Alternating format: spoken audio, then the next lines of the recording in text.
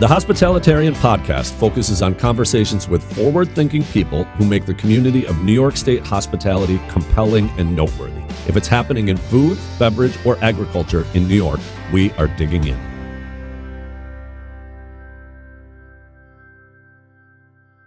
Thank you for joining us on this episode 0 of the Hospitalitarian podcast. I am Tim Hardiman, and we're here today to flesh out the idea for this concept of a podcast. And for doing that, the only logical way I could possibly consider coming up with this idea is to work it through with my wife, Melissa, and my partner and muse and best friend. And it's no secret that you helped me work through a bunch of lame-brained ideas. So I've asked you here today to help us develop what is the Hospitalitarian podcast. Excellent. Thanks for coming. Thanks for having me. So to start with, what does hospitalitarian mean to you? Why hospitalitarian?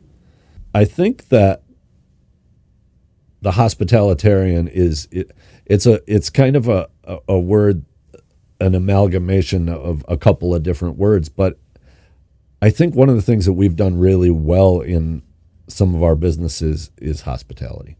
And that isn't just the ethos of hospitality. And I think people, think of hospitality maybe as an industry or as a practice, something that they need to do when they're at work, but it is more of a mindset and an ethos. I say that word again because I really think that's kind of what it is. It's not just about food and beverage. It's not just about restaurants. And you see a lot of hospitality in those places, but you really have to it has to be kind of in your right, in your soul, in your mind, that you're going to deliver hospitality, and it doesn't have to be a restaurant. So that's kind of where, I remember bouncing that phrase off of you, and you were like, well, that's what it's called. And I love it. I do too. It's not going to pigeonhole us. Yeah. I don't think. Yeah, it'll give you opportunities to not just talk about products that Right. come into a restaurant with. I think hospitality occurs in lots of different places. Yeah, for sure. So I think it's important to talk a little bit about your hospitality experience. We opened up the Tailor and the Cook in 2012, and it was your heartbeat for many, many years. It was the dream that you always had to open up a small fine dining restaurant. So talk a little bit about your experience with that. Well, I don't know much else other than food service and hospitality and restaurant business. That's what I was born into at my dad's place. And after Paul Smith, spent some time overseas in France and more time in the Adirondacks and in Boston, returning home to the Mohawk Valley, we decided it was time to open a restaurant and Or I pushed you because you wanted to and you were nervous. Maybe so. And when we got together with Chris and Tracy Talgo to found the Tailor and the Cook, the logical step for us was to source locally. Mm-hmm. And that was just it wasn't really where I came from, as far as food and beverage, but it was definitely a good idea for us. And we'd kind of gotten there because of our son Finn, who is our oldest son, his food allergies when he was a baby and a toddler. That's how we got interested in, what we were eating and where it was coming from. Well, that was a fascinating experience too, because he was having some health issues and we were able to determine that it was food allergies. And we always care so much about the quality of the food that we eat, but never really thought so much about where it was coming from. And so at that point, we learned so much about the difference between local and organic, and actually having relationships with the people that were creating the food that we were eating. I think that was the biggest part, right? Was like the relationships the friendships that we started to make around food. Yeah. You know, I'd been in the restaurant business, but I don't know that I was really in the food Yeah. business, you know. Yeah, for sure. So we had the tailor and the cook. We also opened Utica Bread around the same time. Well, it was quite a few years later, but it was a crazy time in our lives. And then the pandemic happened. Yeah. And Do you want to talk a little bit about how well, I mean, the impact that had on it's you? pretty open and shut as far as I'm concerned. To quote my friend Dan, we had a good pandemic. Mm-hmm. We had a good COVID. You know, it was really good for our family, and it showed us and me that there was a different life other than the grind that was the restaurant. And so, you know, over the past 5 years, we've made significant changes, and up until where we are here today, you know, and more time at home with the family, but still very much in the business of hospitality. Yeah, yeah. So what is it that made you interested in starting a podcast, and what is it that you hope to accomplish in this process? Well, I think that it's the conversations, it's the relationships, it's the friendships that we've had. I think we have acquired much wealth in that.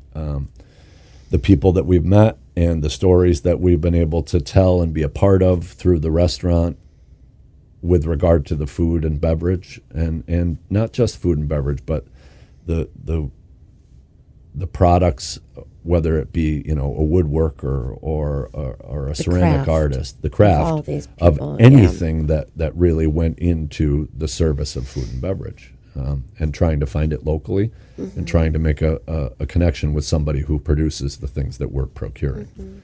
And we are rich with those relationships. And so this seems like a really logical next step, to talk to those people and to talk about their stories and their passions. And I think it's going to be a really good thing for our guests, to get awareness out about their brand and their story. And you know, everybody's in this to make a living.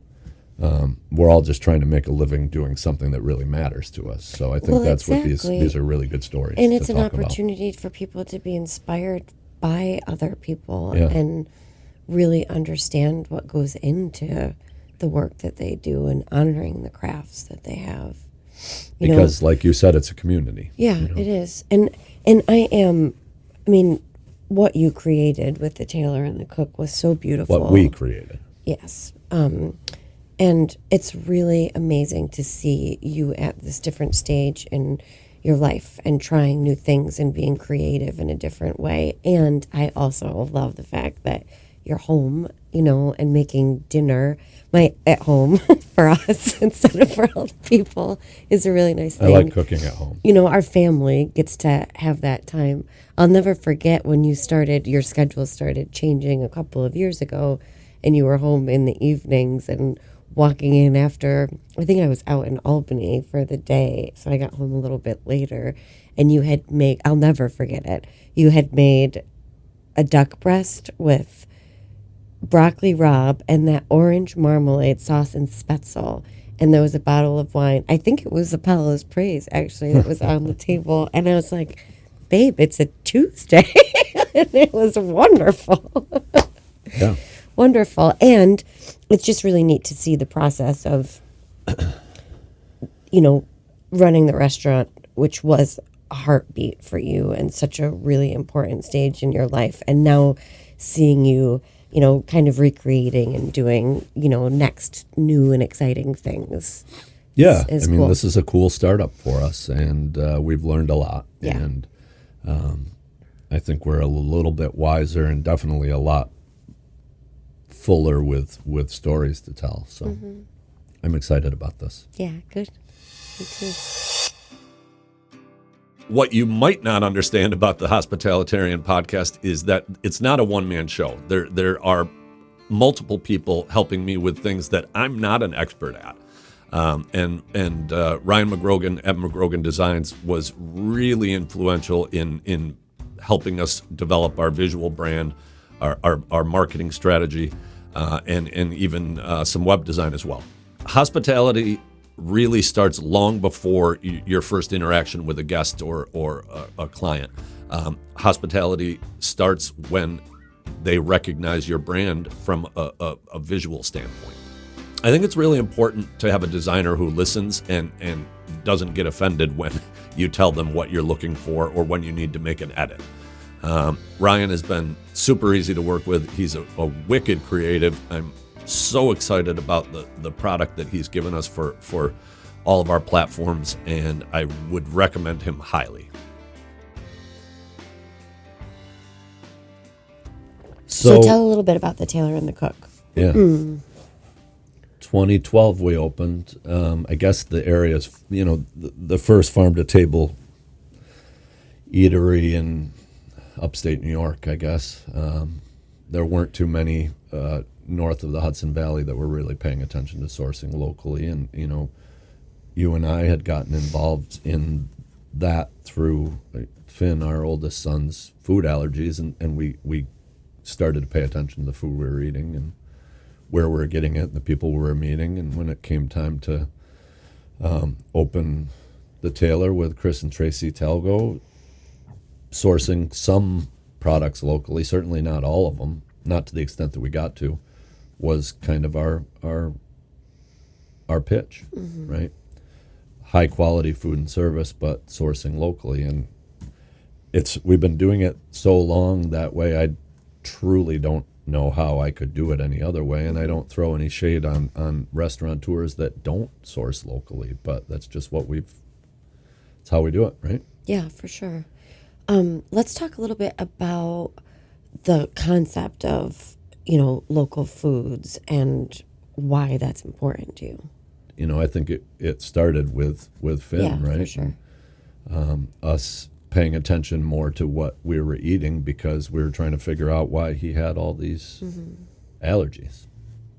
And then turned into like the recognition of the quality of what we were sourcing Right. in the relationships. All of a sudden we realized that not only did we were we benefiting from buying and sourcing great local foods, but it was better quality. And then you get to know these people and then there's a story behind it, and I don't know, it just logically evolved from there, or maybe illogically, but I don't know how else to procure food anymore. I just have to. There needs to be a conversation. There needs to be a story behind it. You need to know the person that's producing it, and I think in a lot of cases it's a marketing stunt. But for us, it's always been really the driving mission, and so much of it's the relationships with the people. The people, and the and way that our community has grown. Totally. Our circle. Yep. The has friends grown. that we've made Yeah. that are, farmers or producers and winemakers or brewers. But also, too, what has become really important to me is the economics of buying locally. That cuts out a really important middleman out of the supply chain, if you will. Yeah.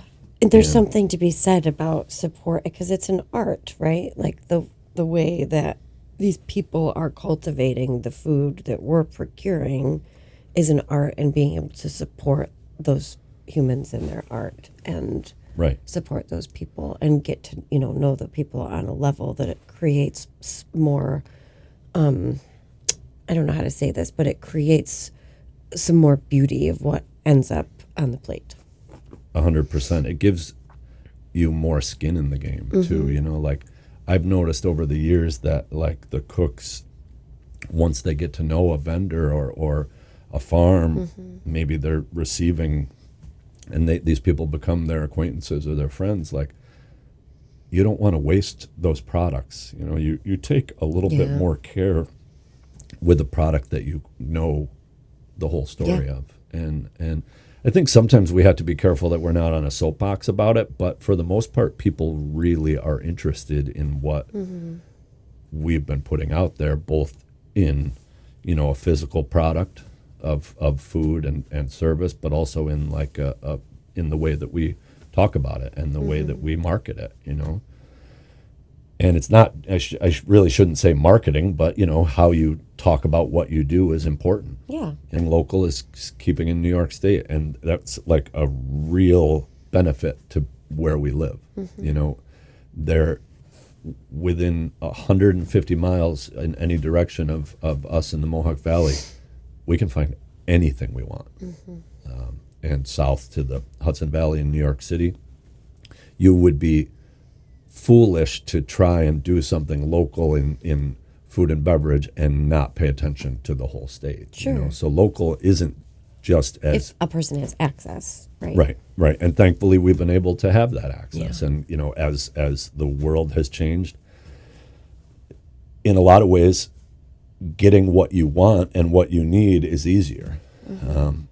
But I don't want it to come on an airplane, it does have to travel a little bit because we're talking about the whole state, but I think it's really important to know where your food comes from and to try and foster a conversation with the people who are producing it. And they might be on Long Island, but those are the conversations that I want to have, and those are the relationships that we've been really lucky to develop over the years, whether it's ducks from Long Island or wine from the Niagara Escarpment or, flour from the Finger Lakes. Like, we've made so many cool relationships. Yeah. And also, so often, a lot of, the farmers that we've worked with, like, I can't help but think about Peter and Susie Jones, who were in corporate America in Boston for so many years, and then they just decided that wasn't the life that they wanted to live, and they did a complete 180 and opened a farm. There's so many types of those stories. We should have one of them on this podcast. It's a good idea. It's a good idea. And I'm grateful for you coming here to help me work this idea through, because it isn't quite a finished product yet. But episode 0 here, when we're finished with this conversation, I think we're going to have a pretty good direction on how we want to take the brand of this podcast. I think so too. And I can't stop thinking about, which I've said to you a couple of times, this like concept of community, right? It's so loud in my mind, and how, historically there was no funds that were, you didn't pay for things. Right, barter. Yeah, but also, people have their gifts and they have their stories and they have the products that they're able to provide, and when it can be shared, it's a really special thing. And my hope is that people understand more about different products that are available. Sure. And you hear the story and it changes, you're more inspired or interested in maybe like obtaining those products. I remember at the restaurant when we didn't know anything about wine when we first opened, and would do those, we would have people come in and do wine tastings, and our friend Cameron Mills, who like actually taught us what we should our maybe palate, invite him on the is a good podcast idea. too. But in all seriousness, I'll never forget, he'd present the wine and show us the label, and he'd tell the story, and I would like the wine before I even tasted it. We'll buy it. It's true.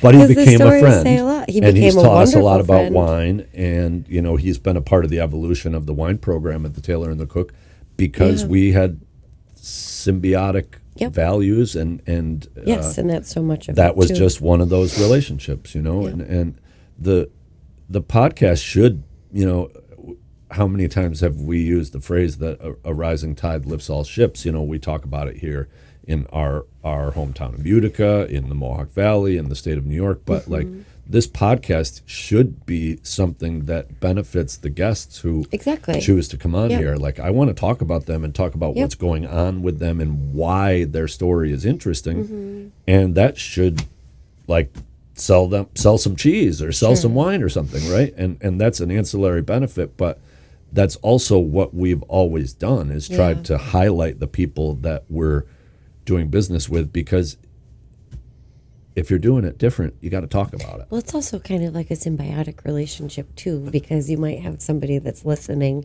that always has that like in the back of their mind, this dream of making cheese, and it could inspire them to Right. start learning how to do some of these things too, which I love. Well, we'll have to make sure that we're talking about all the like real parts of it too. You know, like we don't want to romanticize any of this because it's like restaurant owners. yeah, like restaurant work.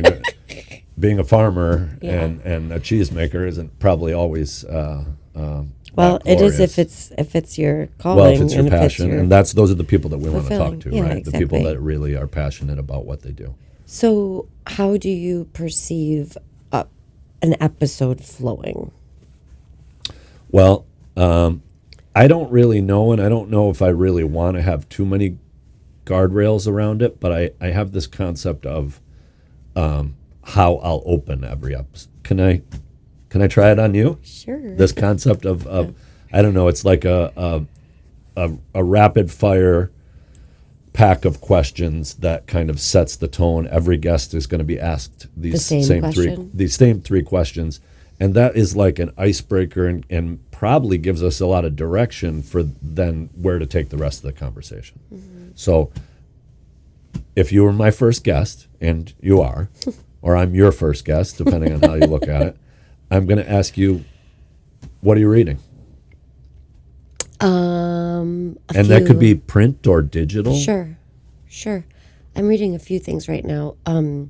But one book that I'm rereading, it's called Wintering by Catherine May. Yes, I'm aware you've bought about 14 copies of Because that I give lately, them to giving everyone. it to all your friends. I know, it's very Wintering. important. Yeah. What is that in a nutshell? It's this concept of, going back sort of like a pagan mentality of looking at seasons and seasonality and using seasonality as a person the way it's intended to. So I find it fascinating. But like this time of year, for example, the fall, the leaves are changing color and they're falling because they're preparing, that tree's preparing to go inward, and the seeds are falling. And, winter is a time for rest. Yeah. And in our society, we feel that if we're not going a million miles an hour, that we're failing at things. And So maybe we need a winter. it's required. It helps us to be able to, goals and intentions that you have. Also, you think of it like a seed, like you're giving it a safe space to grow. So in the spring, you have the energy to be able to do what it is that you need to do. Mm-hmm. Question 2, what are you listening to? What am I not listening Well, to? but it doesn't have to be music. Maybe it's a podcast. Maybe it's something. What's in your earbud? Well, a lot, honestly, I've been listening to a lot of classical music lately. You have? I'm writing a lot of curriculum for my work, and classical grounds me and inspires me very much. It's a great music to have on when you want to enjoy it, but maybe don't want to be distracted by it. Yeah. Right? It enhances, I Yeah. feel like, whatever I'm doing. There aren't any vocals or anything because Yeah. sometimes vocals can distract you. Sure. Yeah. Third question, what's inspiring to you right now?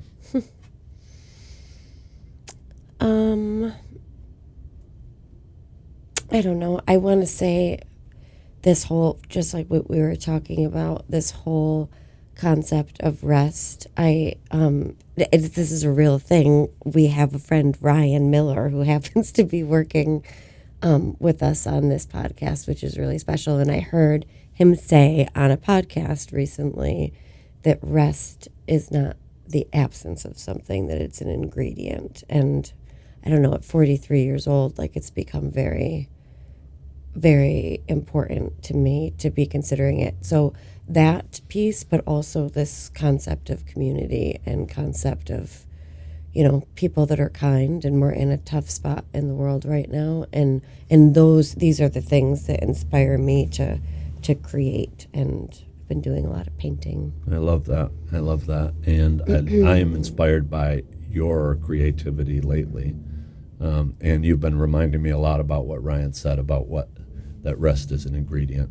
And continue to remind me, please? Well, like what is it that we're able to accomplish? Yeah. Like we think that, there's so many things that we want to accomplish, like whether it's in a day or Right. a year, and if we have the necessary rest, we're going to accomplish so much more than we would when we're not. We're running in circles. It's a Do you like thing. those 3 questions? Do you think those are a good, Yeah, I jumping love off them. point? I think people might need them ahead of time.